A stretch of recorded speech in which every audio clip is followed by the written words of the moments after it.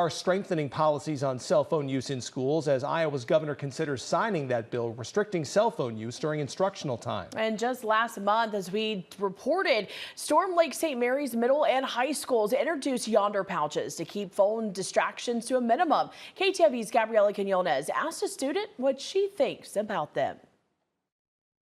It's sad for the first week, and everybody at the school is gonna cry about it and be super sad, and then afterwards it's just kind of another thing.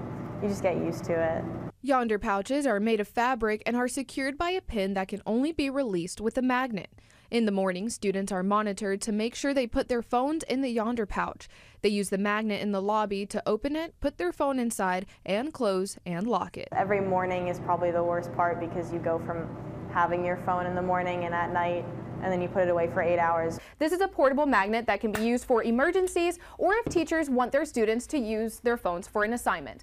The office also has a permanent magnet for students who come in late or get checked out early. In cases of an evacuation, the administration has portable magnets to unlock pouches once students are in a safe location.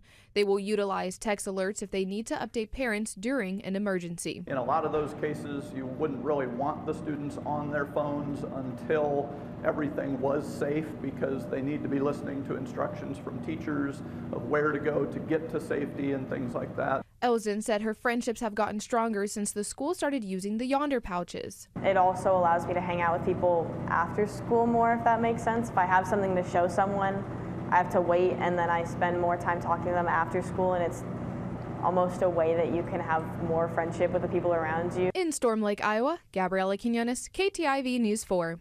And during lunch,